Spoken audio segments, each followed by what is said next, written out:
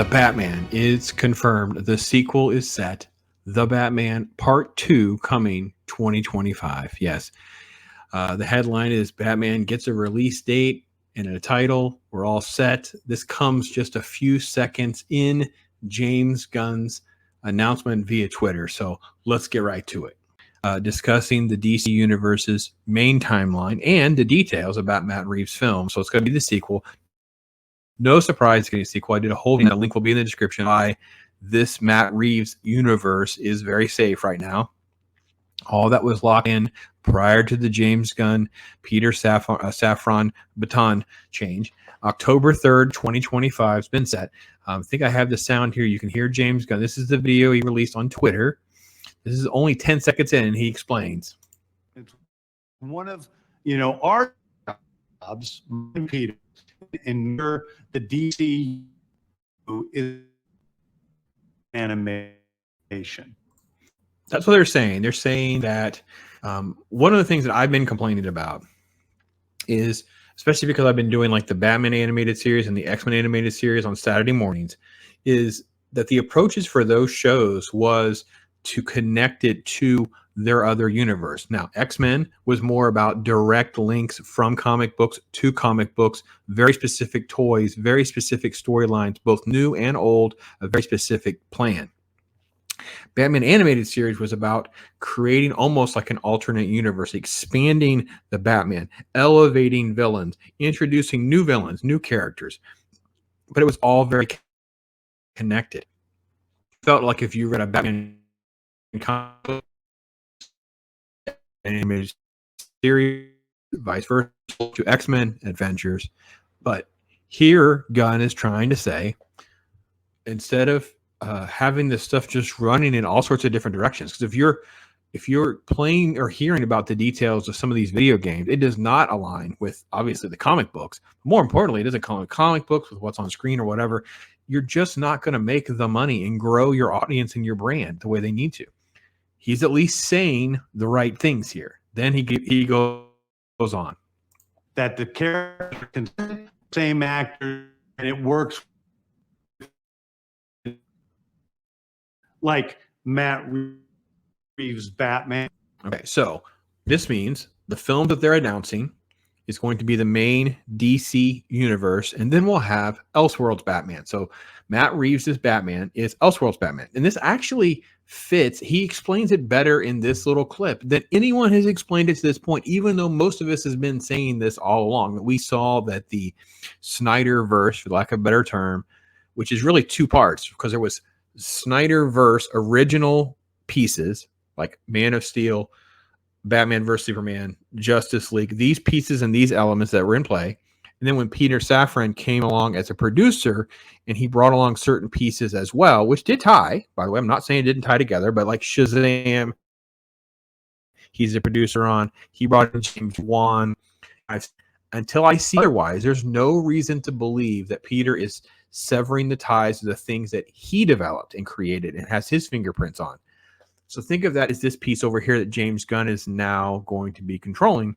And Matt Reeves was a different agreement, a different contract. And after the movie did well enough, he was signed to a bigger deal. Hence, we're going to get the Penguin TV show. We're going to get something about the Gotham GCPD. But we're going to get a Batman-centric universe that is happening over here. I don't think we know. He refers to the Grant Morrison Batman who completely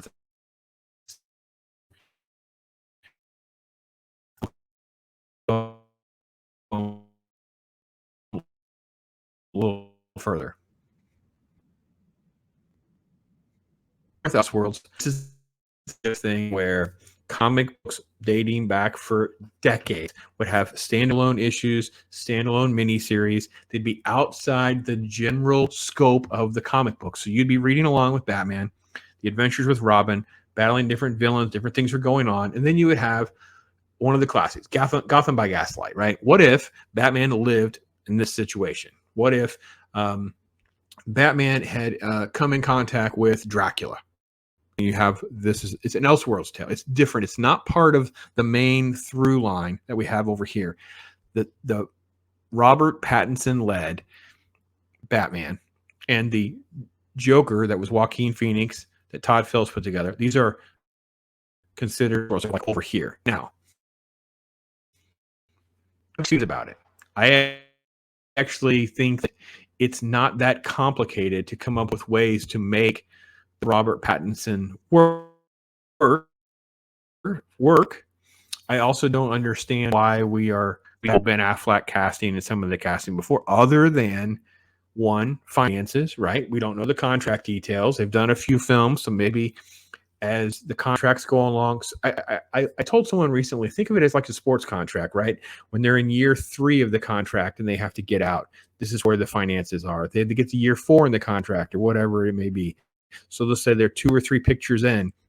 This is a buyout. So this is where the money ends. Because we know this company, I've done a video on this, they are stressed for liquid cash. Now, I'm not saying they can't get loans, not saying this can't happen. I just can't foresee that they're going to completely redo everything for a 10-year, 10 film, whatever, because how am I to buy in that James Gunn failing along the way won't hinder them pulling the plug?